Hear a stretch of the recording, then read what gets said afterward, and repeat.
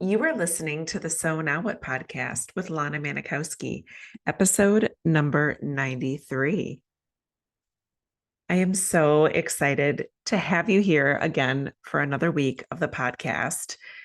I just can't tell you how overjoyed I am to know that my story of becoming childless not by choice and my journey of navigating my path to childlessness has allowed me an opportunity to connect with you every week.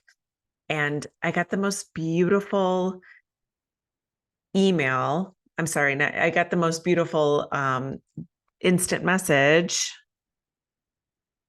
I got the most beautiful direct message on Instagram from a new listener of the podcast this week. And I, there's so many mornings I wake up and when I look at my messages on my inbox, I'm just giddy with joy and also motivated to do so much more because of the people that reach out and tell me that they stumbled upon the podcast and it's just what they've been waiting for. It's allowing them to feel connected. And so for the person who sent me a message yesterday on Monday, thanking me for creating the podcast and being brave enough to tell my story, I want to tell you thank you for listening to my story and feeling brave enough to say yes, to want to learn how to love your life after infertility leaves you childless, not by choice.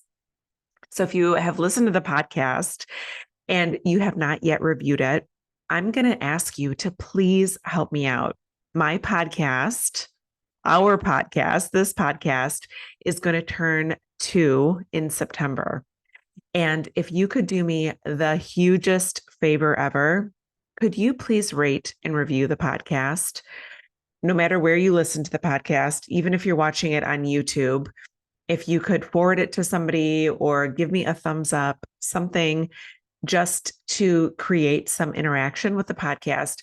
What it will do is these algorithm gods that pay attention to all this stuff, the more there is interaction and more reviews that we have and ratings that we have of the podcast, the more likely somebody who is searching for this message will find it.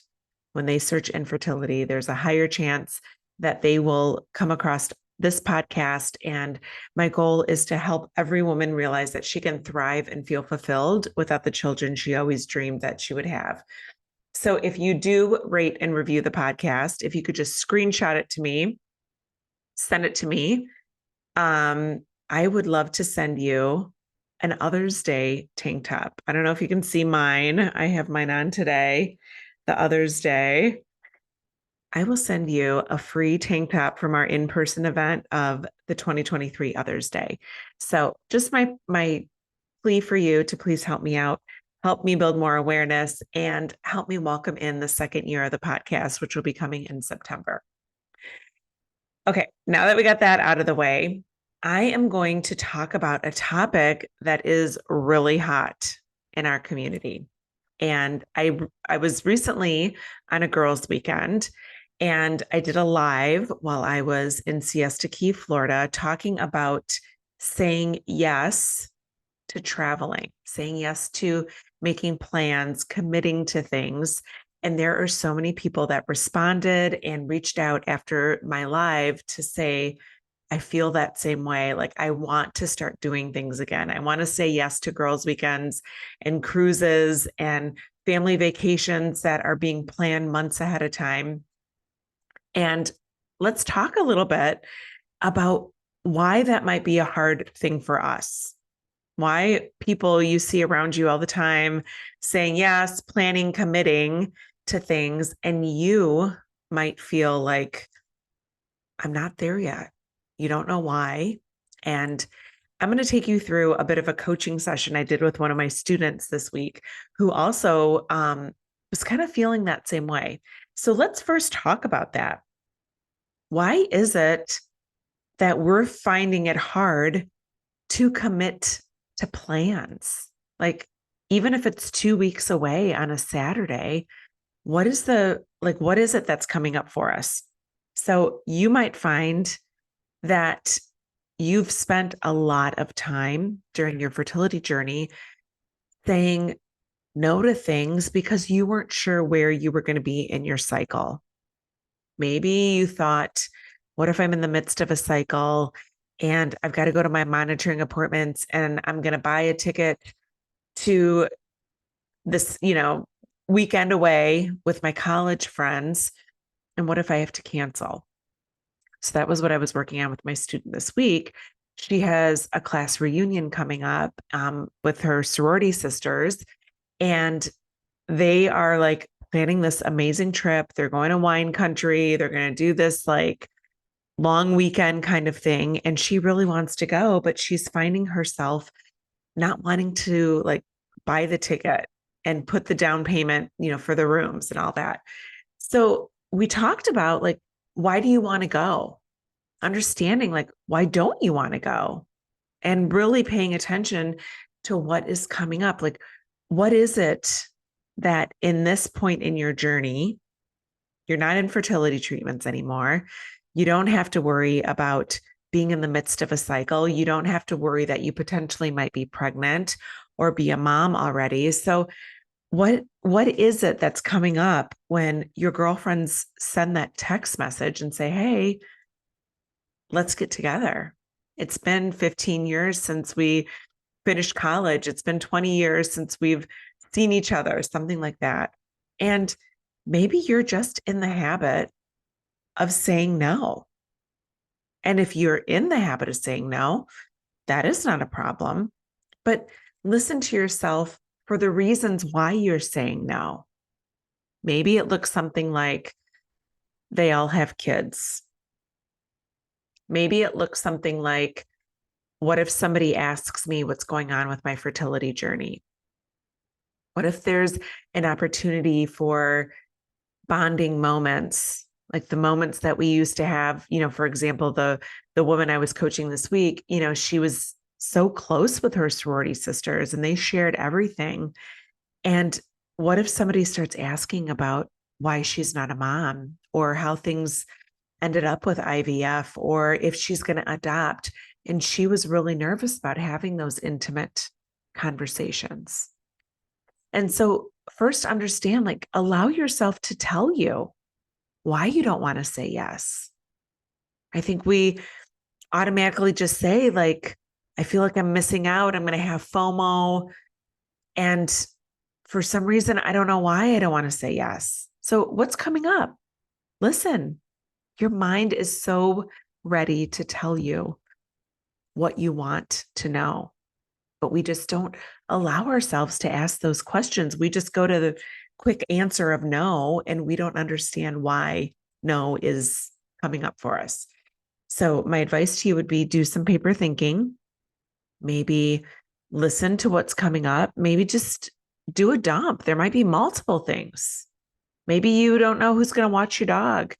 Maybe you're worried about telling your partner, your spouse, that you're going away for a weekend because you're so used to being together and being each other's support system. So just listen. Don't tell yourself that anything's wrong for the way you're feeling, but just get curious about what's coming up. And then understand what it is that you might be seeking in going in this trip. Maybe it is that you're really wanting to reconnect with people that you felt so out of touch with. Maybe there's friends and friendships there that really would feel good to kind of reintroduce into your life at this point in your life. But if you want to maybe understand, like, what are the things that make you want to go? What are the things that are telling you don't want to go? And understand, how can you overcome that? And the way that we can overcome it, this is an exercise I worked on in my coaching session this week with my student, was to decide, what answers do you want to have ready? You don't want to feel rattled when somebody says, hey, I know you might not want to talk about it, or you don't have to talk about it if you don't want to, but curious, are you planning to adopt? And what answer do you want to have ready? I think a lot of us get scared to be put in these circumstances where we might be uncomfortable about questions, but we haven't decided what our answer is going to be. And the most mind-blowing thing about it is you can choose any answer you want to choose. Maybe you don't have to get into the nitty-gritty of why you chose not to adopt or why egg donor wasn't a right decision for you.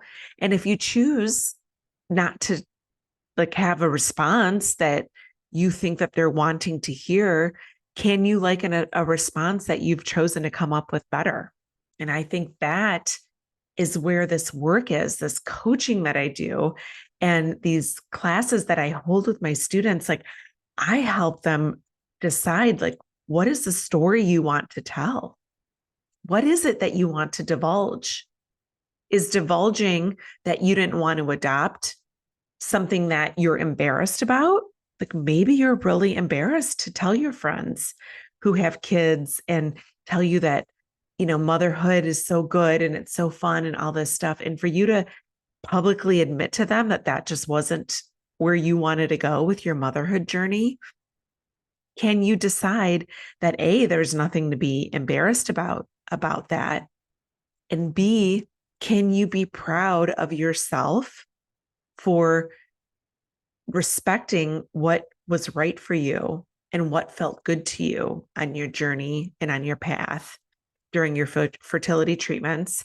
And if ending up childless not by choice is a choice, can you allow yourself to like your choice? And that is the mind-blowing stuff. How do you decide that you can like your choice to not adopt or not get an egg donor, or to end your cycle when you decided to end your cycles and end your journey there? And that's the part about being childless, not by choice, is you actually did create choice for yourself. That word choice, maybe you didn't choose not to be childless, but to take ownership and say, you know what, I had a choice and I chose the answer that was right for me. And I chose the path that felt most in alignment with who I am. So when you think about saying yes to things and saying yes to plans, and maybe it's even a family vacation, maybe it's even you and your partner wanting to go somewhere, can you allow yourself to say, hey, listen, my start and stop of my life, my halt that I felt on my life is no longer necessary. I don't have to carry that weight around. So if I know that I don't have to carry that weight around, what is it that I want to do with my time? Do I want to say yes to this long weekend in Colorado? Do I want to say yes to this college reunion in California? And if it's a matter of understanding that you might feel a little bit uncomfortable, can you say yes anyway and practice how it is you want to respond to things and how you can prepare yourself for the times when they might be talking about their kids and things that you just don't feel like you have a connection to or much in common with? Is it possible for you to create an armory of tools, an armory of canned responses, an armory of things that you want to believe about yourself or statements that you want to continue to recite to yourself when you're feeling as though you're not connected? And so that's all the glorious stuff that I help my students do, because they want to feel connected. They want to travel again. They want to say yes to the family cruise and the girls' weekends and the romantic getaways with the partner. I mean, there's a million and one things that we have been accustomed to saying no to for way too long. And when you allow yourself to bring more of that back into your life, you'll start to decide, I can do anything I want and I can prepare for it ahead of time. And the more I do it, I bet you I probably won't have to be as prepared because I will have lived those moments that I've been fearing about going away. I can decide that I don't have to worry about showing up for monitoring appointments anymore, and my schedule can be mine again. And if you are feeling like you need a little bit of help with this, and maybe a little bit of like deciding where this freedom can come from, I'm going to do a live on Thursday. I've been doing lives on Thursday at 5 o'clock Central Time. And I'm going to do a live all about this week. If you missed the live, I'm sure I'll have it on replay. Check Instagram or check YouTube. I'll make sure I put it there, and maybe even my Facebook page.